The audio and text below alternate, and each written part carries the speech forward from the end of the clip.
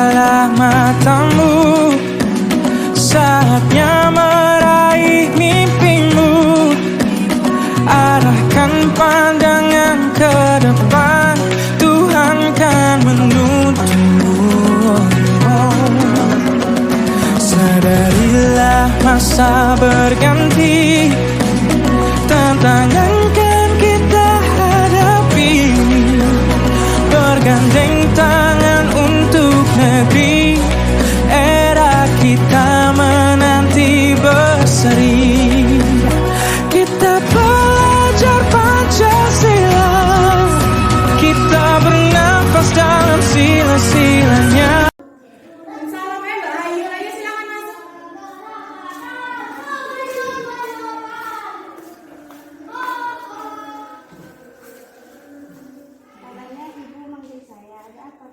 Oh iya, hari Sabtu kemarin Mbak Hayul kan tidak masuk dan tidak ada keterangan.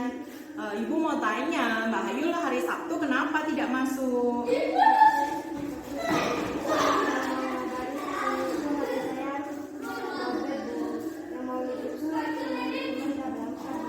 Oh iya, berarti kemarin sakit, terus mau ngabarin tidak bisa karena harinya lobet, terus temannya mau dititipin surat tidak ada. Berarti sudah tahu peraturan keyakinan kelasnya kalau tidak berangkat ngapain? Tadi kasih kabar sekolah. Iya, berarti sudah tahu ya aturannya kalau tidak berangkat sekolah harus kasih tahu. Iya, teman atau guru titipin surat bisa lewat telepon. Oke. Terus kan Mbak Hayul tahu nggak hari Sabtu kemarin kan ujian. Berarti Mbak Hayul tidak ikut ujian. Terus enaknya gimana? Kan nggak punya nilai ujian. Enaknya gimana yuk? Nyusul nggak apa-apa.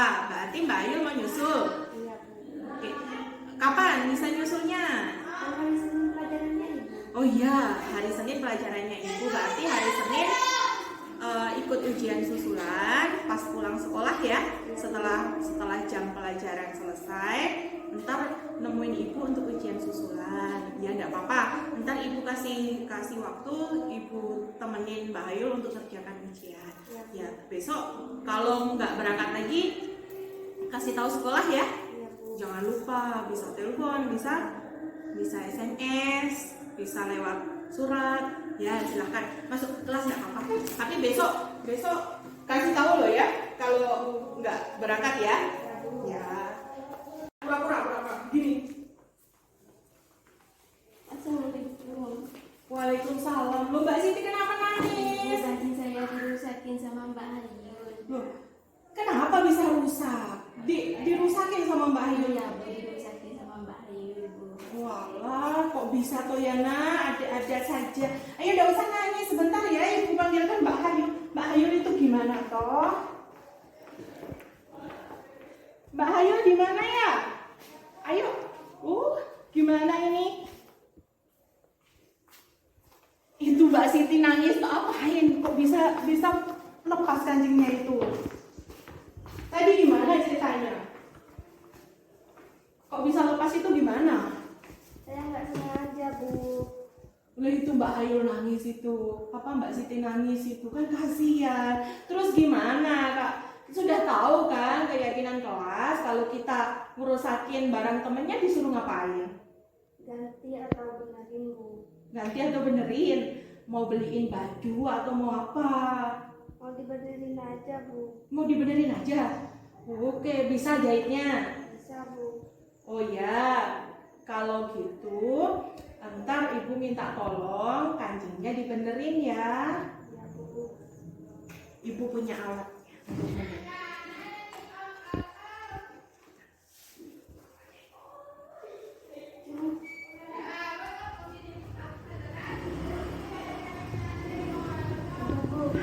Lihat, sudah bener, bisa jadi. Lihat kakinya sudah terpasang belum? Nah, kan sudah dibenerin kancingnya. Oh, ayo sekarang minta maaf. Minta maaf ya. Beneran tadi. Iya. gitu. Pokoknya nggak boleh ngerusakin sama temennya, ya, barang temennya. Jadi kalau ngerusakin barang temennya, tadi gimana? Dibenerin sama ibu. Ya, berarti tadi Mbak Hayul sudah menyarankan atau istilahnya sudah benerin, sudah bagus itu. Besok lagi jangan diulangin ya. Ya, yuk Mbak Siti jangan nangis lagi ya. Yuk silakan. Yuk. Nah. Assalamualaikum. Waalaikumsalam.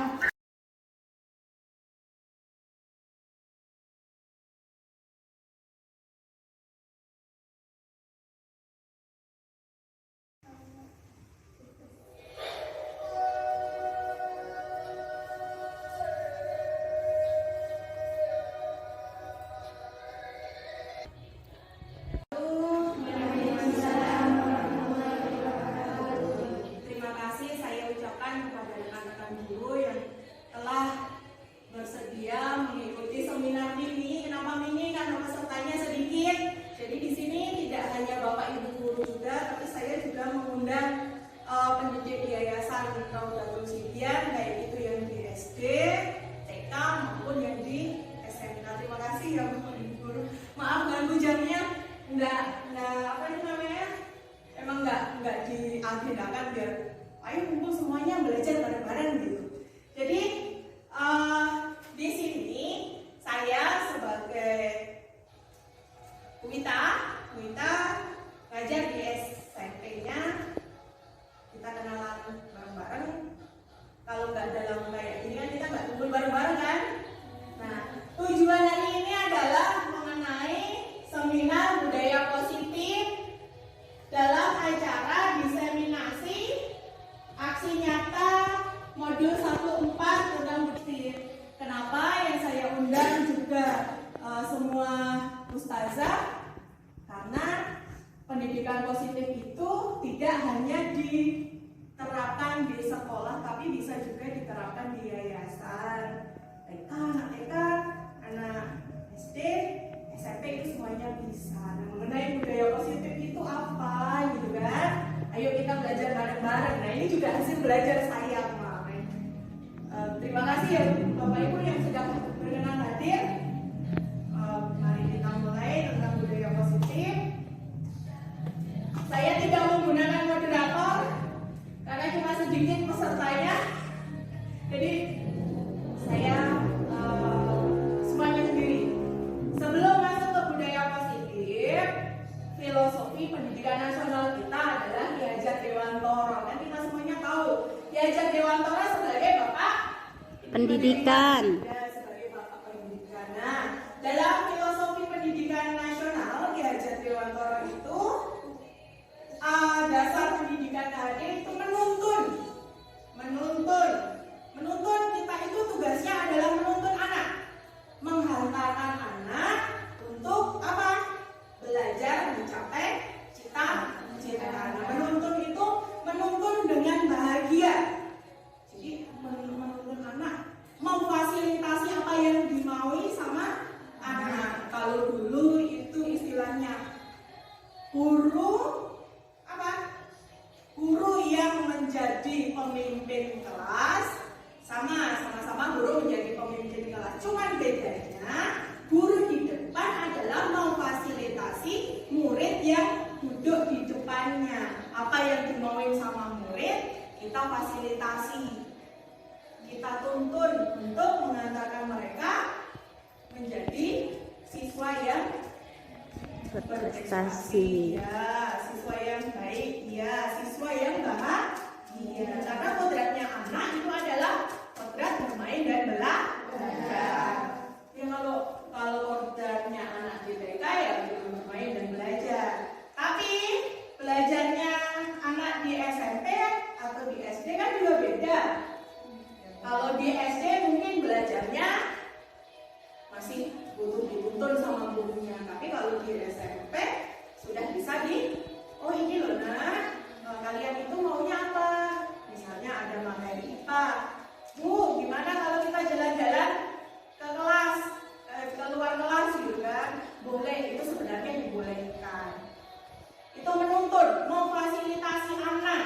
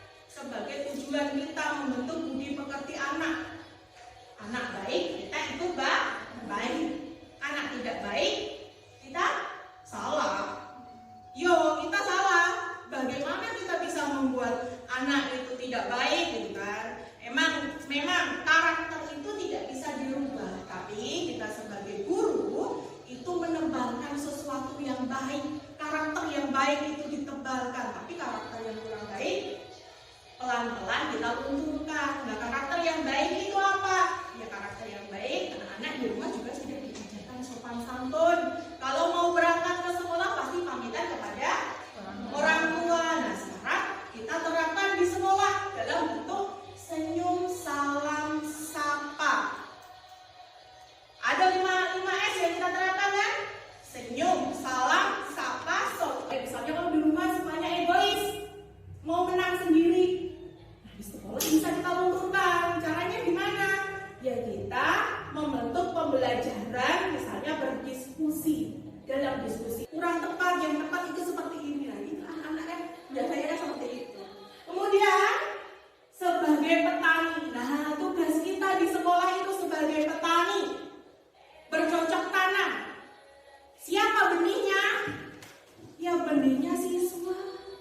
Siswa itu dari berbagai macam benih. Kalau disiramin dengan baik, hasilnya akan tumbuh dengan baik. Tapi kalau tidak disirami, tidak dipupuk, ya bisa tumbuh, bisa, tapi hasilnya tidak maksimal. Tugas kita sebagai guru di sekolah itu sebagai petani. Yang ditanam ya siswa. Ada pesan kuncinya banyak.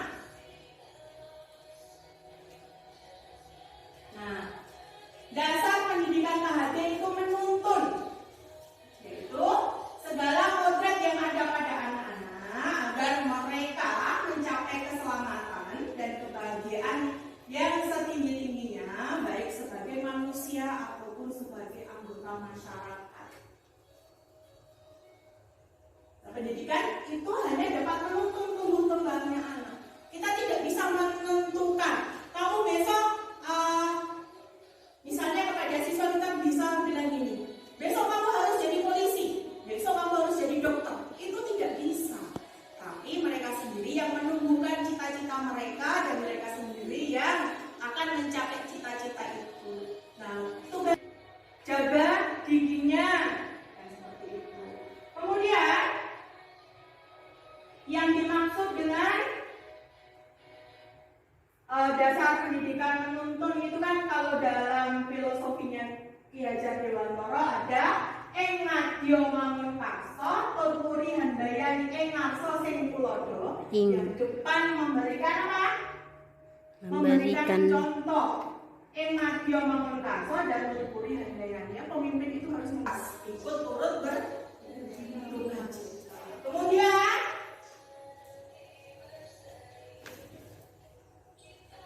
dasar pendidikan itu adalah kodrat anak.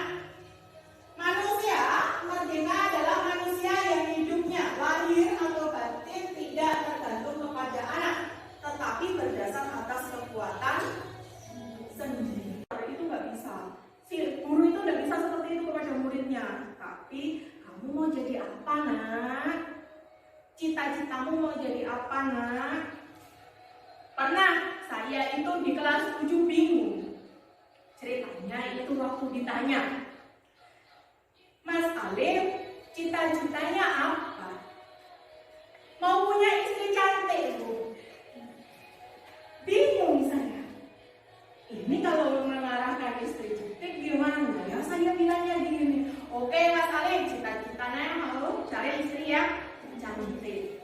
Istri yang cantik itu banyak syaratnya. Salah satunya kamu harus punya duit banyak. Bagus. Kalau gajinya bagus, bisa dapat istri yang cantik. Kelas 7 ditanya cita-cita mau cari istri cantik. Kan bingung saya. Gitu kan. Ada lagi ditanya. Apa itu yang satunya Mas Amin? Mas Amin itu ditanya, Mas Amin, cita-citanya apa?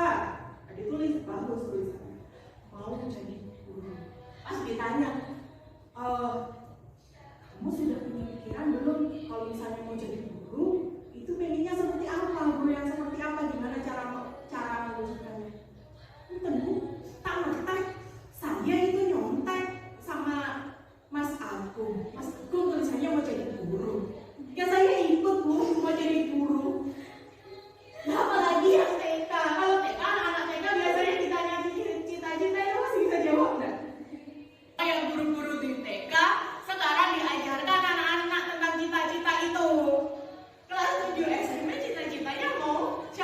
istri yang cantik. Cuma jadi apa kan bukan definisi dari cita-cita yang benar kan?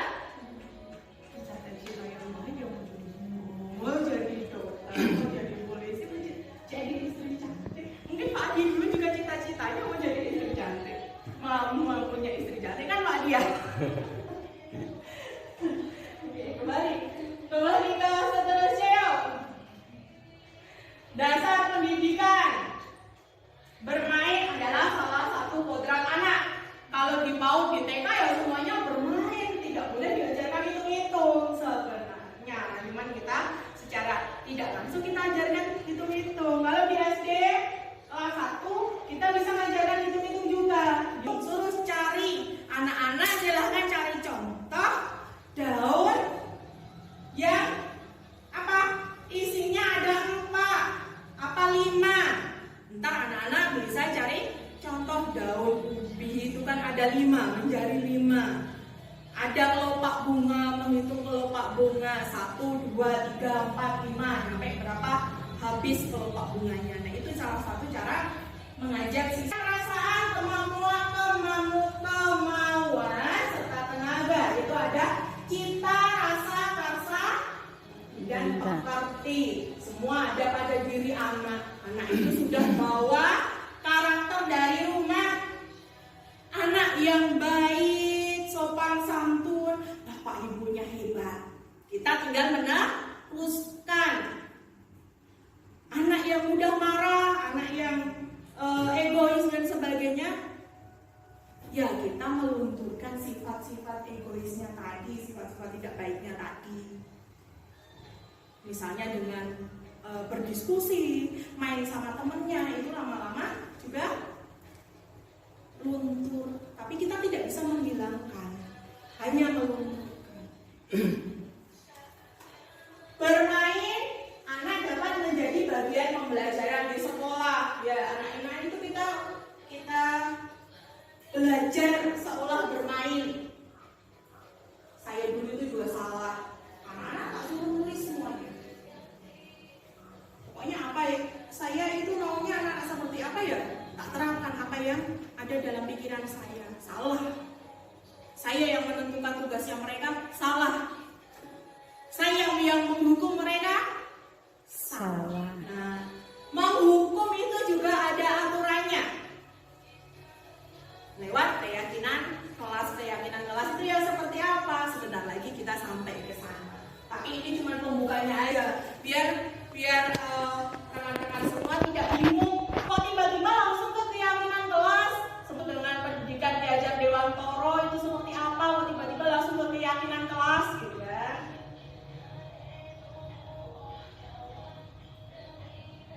Anak bukan kertas kosong yang bisa digambar sesuai keinginan orang dewasa. Anak itu sudah punya catatan sendiri, karakter yang dibentuk dari rumah. Kita hanya menebalkan apa yang baik. Nah, dasar pendidikan budi pekerti itu yang harus benar-benar kita tanamkan ke anak.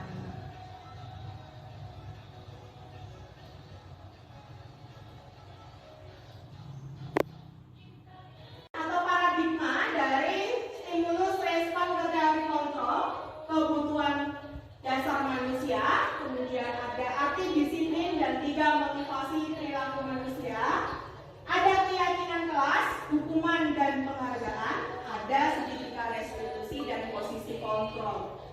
Tujuan kita untuk belajar budaya positif adalah agar kita mempunyai posisi kontrol. Kalau anak itu nakalnya kayak gini, bagaimana kita menyikapinya? Paling utama itu yang beriman kepada Tuhan yang Maha Esa. Yang lainnya hanya mengikuti. Ketika anak kita sudah punya iman, nah perubahan stimulus respon, perubahan paradigma stimulus respon agar menjadi kontrol kita dengan orang lain tentang dunia. Karena tiap kepala ini isinya lain-lain.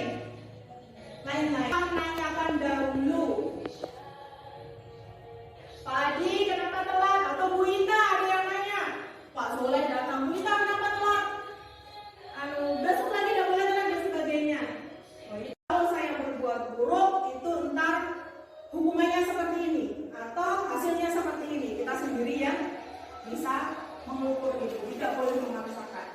dan seterusnya. Mode berpikir menang kalah. Tidak boleh. Menang, menang. Tidak ada yang merasa dirugikan.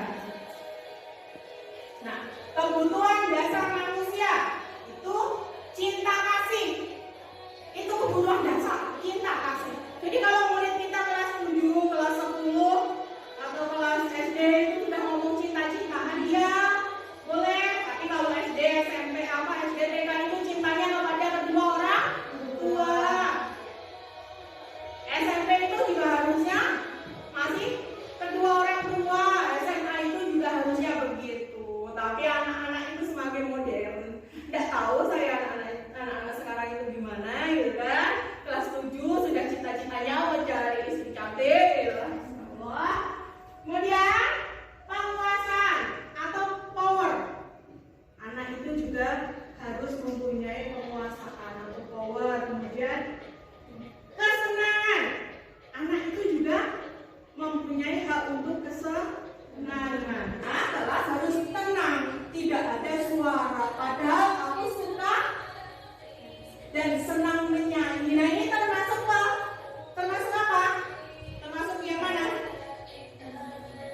Termasuk yang cinta kasih, penguasaan, atau kesenangan, atau freedom. Itu masuk yang mana? Yang tadi, yang pertama. Kira-kira masuk yang mana? Kesenangan. Baik, kita lihat ya hasilnya. Kemudian ibu guru tidak menyapa aku hari ini. Padahal aku pakai jepit rambut baru. Ini anak-anak TK biasanya seperti itu. Pakai jepit baru itu. Ibu ini baru. Kalau anak SD masih gitu enggak? Ada? Masih ada. Masih kan? Sepatunya baru ya. Oke, semuanya berapa kali lewat di depan ibunya itu kan. Kalau baru, oh sepatu baru, belum pindah. Lama, tas baru itu juga gitu. Bu, tas saya baru. Tapi kalau anak SMK sudah nggak kayak gitu. Kalau anak SMK bilang, bu, tasnya baru, alhamdulillah gitu kan. Karena anak TK itu, jepit rambutnya baru ya, suaranya luar biasa. Anak SD juga gitu, bahagianya luar biasa. Nah itu termasuk kepada apa? Butuh apa? Kasih sayang. Kemudian aku bosan. Masa belajarnya cuma itu aja, dengerin bu guru. Berarti apa ini? Membutuhkan apa? Kebebasan. Memilih cara belajar yang tidak hanya itu saja. Aku sebel gambarku tidak rapi. Malah ibu guru menunjukkan ke teman-temanku di kelas. Apa ini? Apa ayo? Hukuman. Apa ya? Ya, jadi yang itu merupakan penguasaan. Anak yang tidak bisa gambar, mungkin dia pintar di matematika, mungkin dia pintar di bahasa Inggris. Kalau hanya tidak bisa gambar itu tidak masalah. Kalau di SMP itu ada guru mapel masing-masing. Tahu kalau guru mapel tidak mengawasi anak sepanjang hari. Tapi kalau di TK atau di SD itu anak mengawasi sepanjang hari. Sama dengan anak-anak kita yang di rumah. Kalau nggak bisa berhitung ya wes. Mungkin dia pintar gambar, jangan hitung. Yaitu mungkin keturunan dari saya sendiri atau bapaknya kan seperti itu kan. Kita jangan memimpikan anak kita harus sempurna. Oke, ayo kita ngikutin maunya anak kita untuk menghantarkan mereka ke bahagia dan sukses. Seperti ini, nggak ngasih contoh kan, tegurlah seperti itu. Kita ditegur sama siswa nggak masalah, nggak apa-apa. Jangan marah, itu kritik kontrol bagi kita. Wong ibu itu kasih peraturan, ibu lakukan sendiri. Iya, saya sering sejak mengikuti CGB itu kadang berangkatnya telat. Nah, disiplin positif. Dalam budaya kita, makna disiplin dimaknai menjadi sesuatu yang dilakukan seseorang pada orang lain untuk mendapatkan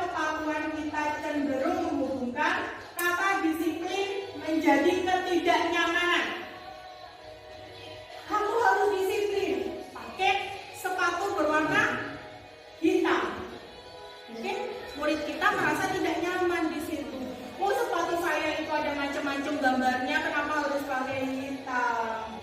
Tapi ada juga yang tujuannya kan baik, yang disiplin itu menyamaratakan, jadi biar tidak kelihatan antara anak yang orang tuanya banyak duit sama yang tidak banyak duit, maka diseragamkan. Kita kasih pengertian itu biar anak merasa nyaman. Kalau kita memberikan aturan tanpa menjelaskan maksudnya, mungkin anak merasa tidak nyaman. Disiplin positif merupakan salah satu cara menerapkan disiplin yang bertujuan untuk menumbuhkan kesadaran serta memberdayakan anak untuk melakukan sesuatu tanpa sogokan. Ini sebagai pendidik. Nah, kita itu posisinya di situ. Sebagai pendidik, tujuan kita adalah menciptakan anak-anak memiliki disiplin diri sehingga mereka bisa berperilaku dengan mengacu pada nilai-nilai kebajikan universal dan memiliki motivasi intrinsik bukan ekstrinsik. Motivasi itu tumbuh dalam diri. Oh, kalau saya berangkat tidak telat, saya di sekolah bisa sarapan dulu. Sadaran itu harus dari diri. Nah, kalau anak melakukan kesalahan, mereka biar sadar.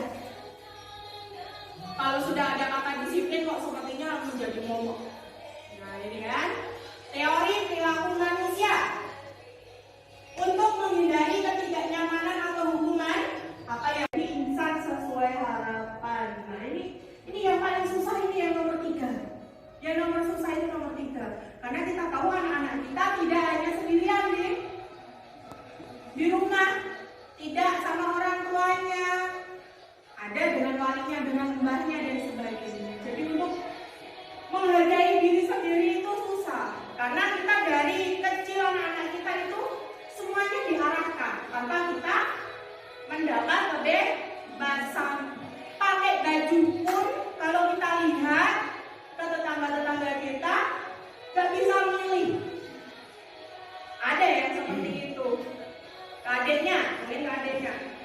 Besok kamu pakai baju ini, pakai baju ini. Dibelikan tas. Kalau saya yang belikan ke anak tidak punya pilihan. Kalau rusak pun mereka abai, jelek. Tapi kalau pilihan mereka sendiri, mau itu murah, tapi kalau pilihan mereka pasti dijaga baik-baik. Kenapa tas saja dibilang, ya Allah tas saya. Bawahnya ya bawah, tapi cuma salah-salah. Gak dirawat. Tapi kalau pilihan mereka sendiri, jadi mereka bisa menghargai tas itu sama kayak menghargai diri sendiri. Untuk apa? Menjadi insan sesuai harapan. Kalau anak itu berpikiran, aku nakal, entar ya hasilnya konsekuensinya ya tidak baik. Tapi waktunya anak berpikir, oh saya nggak boleh nakal. Biar apa? Biar dialami sama masyarakat. Di alam apa kalau di sini bahasanya dialami? Gitu, ya, pokoknya itulah dipuji sama masyarakat gitu kan. Hasilnya itu menumbuhkan rasa percaya diri. Bener kalau dengar omongan itu anaknya siapa kok baik gitu kan. Itu kita dengar itu, kok saya seperti ini, nanti bisa diulangi lagi gitu kan.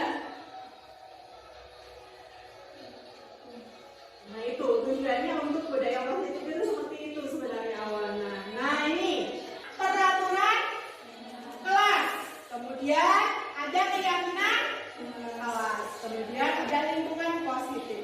Ketika peraturan kelas itu terbentuk dan bagus, akan muncul keyakinan kelas. Kalau keyakinan kelasnya itu sudah terbentuk, akan muncul lingkungan positif. Oke, kalau SD oke silakan. Siswa tidak mengerjakan PR, tawarkan ke siswa mau pakai hukuman apa, biar mereka sendiri yang menentukan atas kesepakatan bersama. Nah, itu yang disebut sebagai keyakinan kelas. Misalnya saya sebagai guru IPS masuk ke ruangan, di kelas saya boleh, benar, kalau di kelas saya boleh asal tidak mengganggu orang lain. Tapi kalau di kelasnya kalau bapak ibu boleh membuat membuat kesepakatan kelas itu. Nggak boleh. Ya, ada sebagian yang tidak boleh kan? Tapi kalau saya boleh, karena saya sendiri logika ini nggak bakalan jalan tanpa logistik. Iya. Jadi kalau anak-anak hardcore nggak bakalan bisa mikir. Kalau saya mikirnya seperti itu, jadi silahkan, yang penting tidak mengotori, tidak mengganggu, dan apa? Tugasnya juga selesai, tidak mengganggu konsentrasi mereka ke gurunya. Gurunya yang nggak konsentrasi kalau siswanya makan. Ya, nggak ada seperti itu. Tapi kan kita menumbuhkan keyakinan kelas itu emang susah-susah gampang lah. Apalagi kalau di sini kan Apalagi makannya udah gitu anak. Wah. Aduh, nggak konsentrasi gitu. berarti kita ikut juga Pak. Kita ikut juga berarti. Nah, kalau peraturan kelas itu terbentuk, kemudian keyakinan kelas, lingkungan positif, akan adanya budaya positif. Nah, bagaimana membentuknya? Ayo kita pelajari sedikit demi sedikit. Nah, keyakinan kelas, hukuman dan penghargaan. Mengapa tidak peraturan saja? Mengapa harus keyakinan kelas? Mengapa kita memiliki peraturan kelas menggunakan helm? Mengapa kita memiliki peraturan harus menggunakan helm bila mengendarai roda 2? Kenapa kira-kira? Takut ke polisi? Keselamatan. Nah, berarti kita harus menanamkan ke anak kalau pergi kemana-mana bawa helm untuk melindungi tak cetak, biar tak pentok, kalau mentok pecah mata. Pakai helm bukan karena takut sama Pak Polisi, untuk melindungi kepala kita. Kalau terjadi apa-apa, efek dari benturannya tidak terlalu parah. Mengapa kita memiliki peraturan 3M? Menggunakan masker, mencuci tangan, dan menjaga jarak itu pada saat COVID kemarin. Kenapa? Karena biar kita nggak tertular. Karena secara tidak sadar kita semuanya ikut tertular COVID, flu. Kemarin flu-nya berapa lama? Nggak masuk ya. Ya itu gejala COVID, tapi mungkin ringan saja. Nah, kita ini untuk menjaga kesehatan kita dari dalam diri, untuk menjaga kesehatan kita. Mengapa kita memiliki peraturan harus datang tepat waktu pada saat mengikuti pelatihan? Kalau dalam Islam yang paling utama adalah ketepatan waktu. Pokoknya kalau orang sudah tepat waktu, pasti semuanya baik. Pasti Bu. Saya sendiri belum bisa menerapkan seperti itu. Masih latihan. Ayo kita sama-sama berlatih biar kita bisa memiliki ketepatan waktu. Untuk mendukung motivasi intrinsik, kembali ke nilai-nilai atau keyakinan lebih menggerakkan seseorang dibandingkan mengikuti serangkaian peraturan. Kita harus apa? Harus menggerakkan, semua datangnya dari hati, bukan dipaksa. Kalau dipaksa ya akhirnya memberontak. Anak-anak kita kalau dulu itu waktu kita ngajarnya kita paksa-paksa, kita hukum-hukum, ketemu di jalan pun melengos. Tapi kalau anak-anak dulu yang baik-baik, kita ajarin baik-baik, belum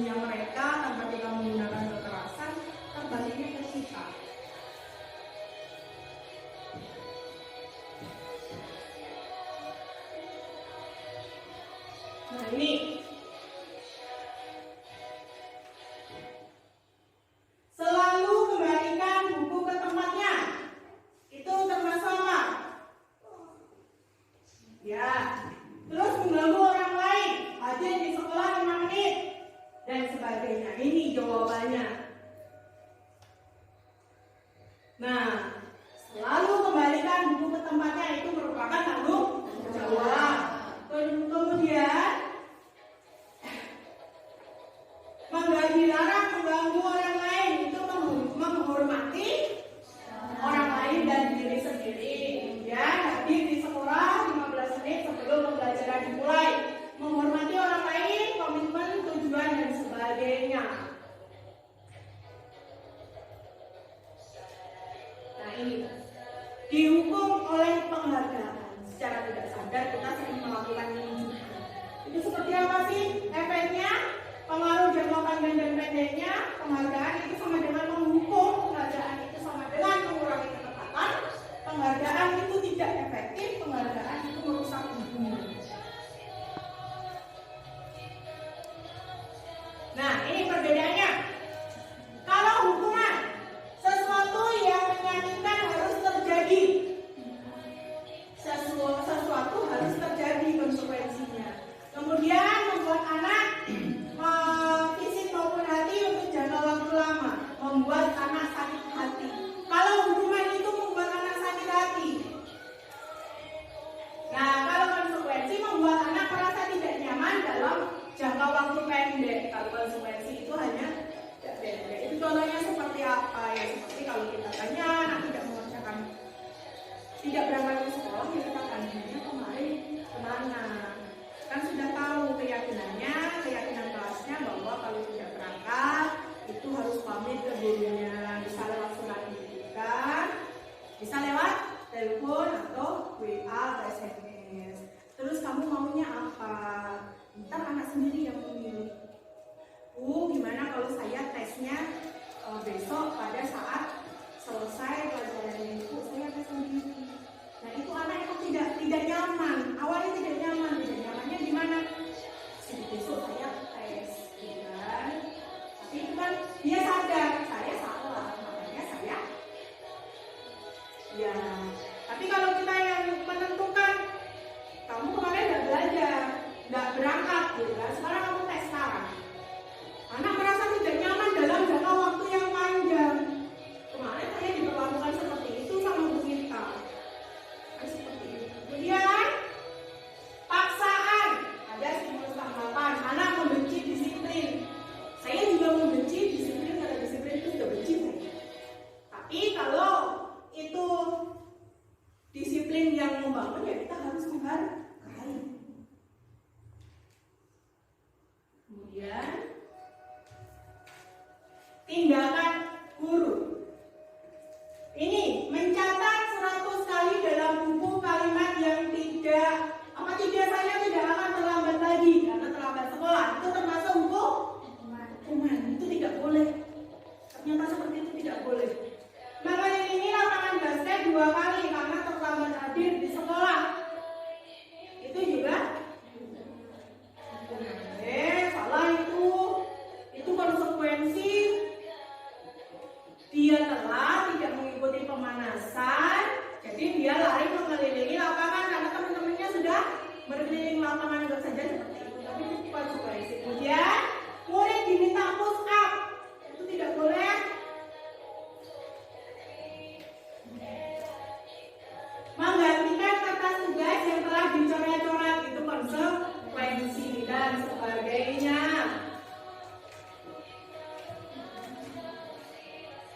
Nah, 5 posisi kontrol. Nah, kita sebagai guru harus punya 5 posisi kontrol. Tapi kita jangan tempatkan kita dalam nomor 1 yang paling atas. Itu tidak boleh. Jangka panjangnya, efeknya jangka panjang tidak akan menghargai kita. Kemudian membuat orang lain merasa bersalah. Itu mungkin sering kita terapkan, tapi itu juga ternyata efeknya tidak bagus. Itu menggunakan keheningan yang membuat orang lain merasa tidak nyaman, bersalah atau rendah diri. Itu kita sering memperlakukan itu kepada teman. WA nggak dibalas, paginya ngambul, apain enggak. Kan? Iya. Kita sebagai teman menggunakan hubungan baik dan humor untuk mempengaruhi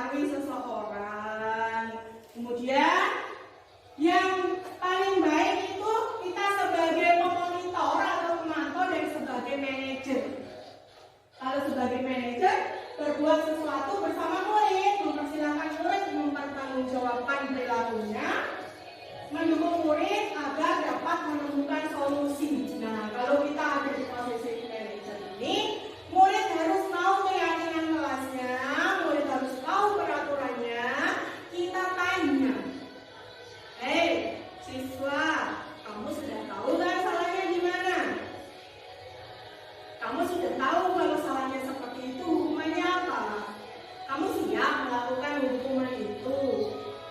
Ayo kita bareng-bareng menyelesaikan masalahmu. Tidak ada yang merasa kalah, tidak ada yang merasa menang. Akhirnya menang. Nah, kalau kita sebagai manajer akhirnya seperti itu. Murid tidak merasa kalah, guru juga tidak merasa terlalu menang, tapi menang. Murid sadar kesalahannya, murid tahu konsekuensinya, guru mengarahkan mengembalikan siswa ke kodrat asalnya. Siswa yang biasanya telat, sadar, kemudian disadarkan menjadi tidak pernah terlambat lagi sekolah. Tapi kan munculnya dari dalam diri. Bukan kalau menghukum, kamu telat, terus apa konsekuensinya? Ya boleh masuk kelas, udah pulang. Tapi kalau ditanya dulu, kamu telat, kenapa bisa telat? Motor saya rusak, Bu. Ya wes, ayo dibenerin. Nggak punya duit, Bu. Ya wes, ayo bareng-bareng cari duitnya. Besok Anda nggak telat lagi. Tapi kalau kita sudah marah, anak-anak datang telat kita sudah marah, ya sudah nggak bakal telat lagi. Kan? Nah, pokoknya 5 posisi motor yang kontrol yang paling baik adalah manajer. Nah, ini contoh kalimat dalam posisi kontrol. Kalau sebagai penghukum, patuhi aturan saya. Awas. Sering kan kita ngomong ini, awas ya. Besok kalau diulangi lagi, awas ya, gitu kan? Kamu selalu saja salah. Kalau dalam mengerjakan tugas-tugas, ini loh salah solusinya gimana ini? Padahal salahnya murid itu bisa jadi dari diri kita neranginya kurang mendalam, tiba-tiba anak dikasih tugas, hasilnya ya ecek-ecek, kok kita marah? Tidak boleh, kan? Kemudian pasti selalu terakhir yang selesai. Ini saya lakukan kemarin dan saya menyesal sampai hari ini. Saya lakukan kesuri ya. Mengulang ujian itu nyampe 6 kali. Tidak tuntas. Saya nyesel. Karena apa? Ternyata saya punya masalah sendiri di rumah. Jadi tidak bisa belajar dengan baik. Harusnya saya sebagai guru tahu posisinya.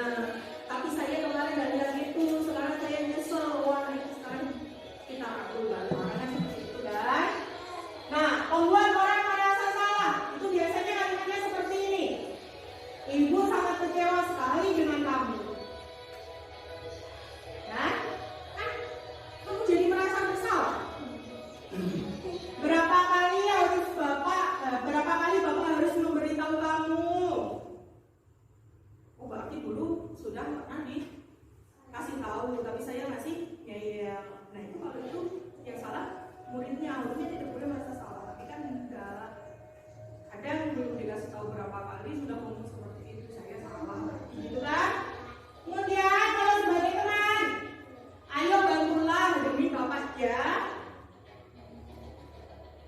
Anak-anak, Pak Saleh mau datang, jangan marah-marah, jangan rame di kelas. Nah, itu contoh sebagai teman. Ya sudah, kali ini saja tidak apa-apa, nanti ibu bantu bereskan. Kemudian kalau menjadi pemantau itu kan ditanya peraturannya seperti apa yang telah kamu lakukan, sanksinya itu seperti apa, itu ditanya.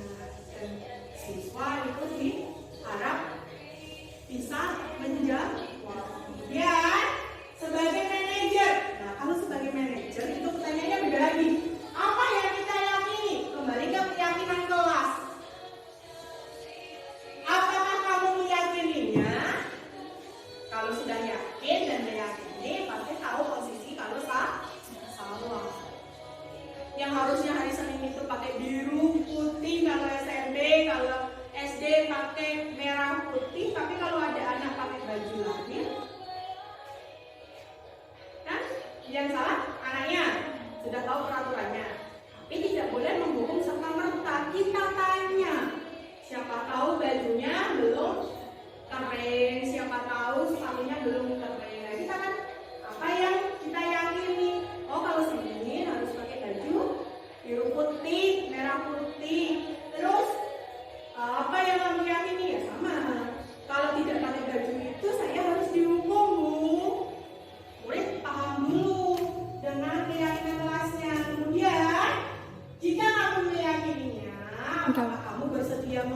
memperbaiki. Itu ditanya.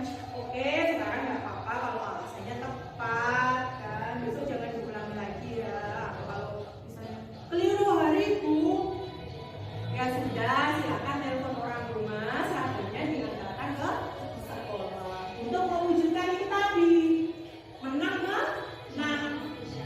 Tidak boleh tuh menyalahkan kalah murid, itu tidak boleh sekali. Nah ini pergerakan antaranya.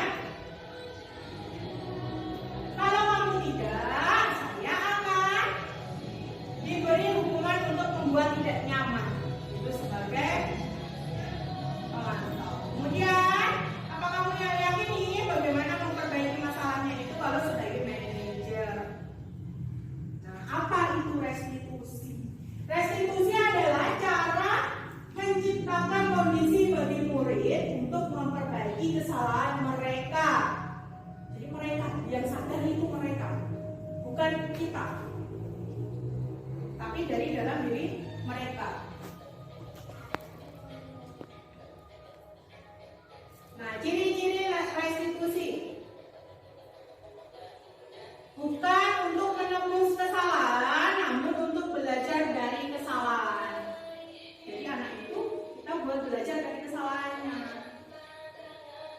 Anak-anak biar belajar dari kesalahan. Sama kita dulu juga sering membuat kesalahan, tapi kan kita belajar dari itu. Seperti halnya kalau kita naik motor, udah tahu di situ ada lubang, yang kita mending dari, bukan ditabrak terus, benjol itu banyak dan gitu. Kemudian memperbaiki hubungan. Kalau kita memberikan hubungan kita dengan murid itu pasti akan renggang. Tapi kalau kita menggunakan restitusi, itu tujuannya untuk memperbaiki hubungan. Memperbaiki hubungan. Tawaran, ditawarkan, bukan dipaksakan. Kamu mau hukuman seperti apa? Kalau kamu sudah tahu keyakinan kelasnya ini, hukumannya ini kalian sudah paham konsekuensinya, kamu mau apa? Dan ada restitusi menuntun untuk melihat ke dalam diri, mencari kebutuhan dasar yang mendasari tindakan. Kemudian cara yang paling baik, fokus pada karakter bukan tindakan, fokus pada solusi. Kemudian restitusi mengembalikan murid yang berbuat salah kepada kelompoknya. Ini contohnya, contoh menyelesaikan restitusi.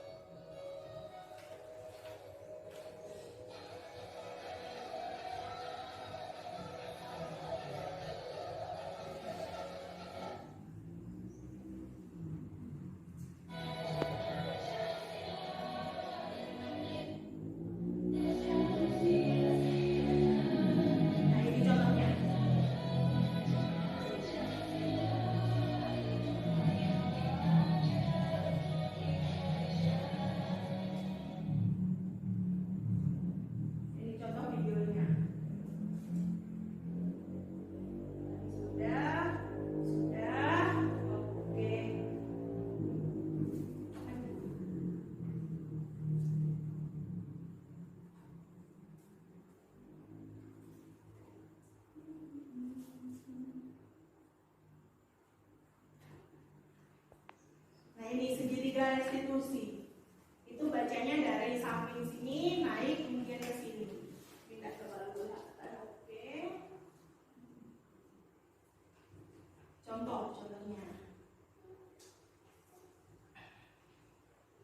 Contoh urutannya, menstabilkan identitas, membuat salah.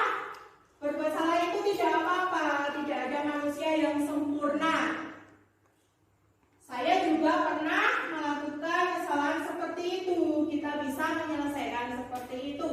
Bapak Ibu tidak tertarik mencari siapa yang salah, tapi Bapak Ibu ingin mencari solusi dari permasalahan tersebut. Kemudian ada validasi tindakan. Harus tanya dulu. Jangan sampai salah mengambil tindakan. Jangan sampai salah mengambil tindakan. Oh, yang salah itu si A kok manggilnya si C, kan salah. Oh, si A itu kemarin laporannya ABCD, tapi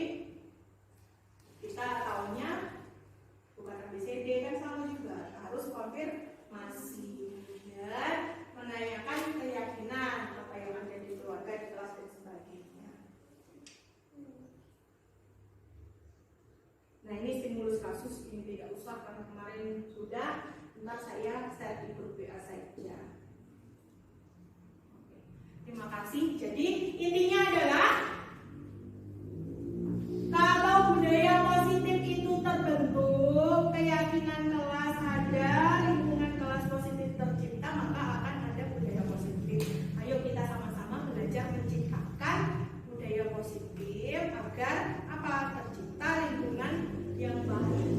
Kalau lingkungan baik, anak-anak belajar dengan baik, kita belajar dengan nyaman, anak-anak sudah tahu bagaimana cara istilahnya. Kalau ini hubungannya ini dan sebagainya, kita juga paham cara menyelesaikannya. Ya, mungkin ini kurang lebihnya saya minta maaf, mungkin saya kurang terlalu paham, mungkin bisa sambung kita diskusi di WA ya. Terima kasih Bapak Ibu sudah hadir ya. Ya, besok itu masih ada lagi Bapak Ibu karena tugas saya juga banyak, modulnya masih banyak. Terima kasih sudah membantu hari ini ya Bapak Ibu ya.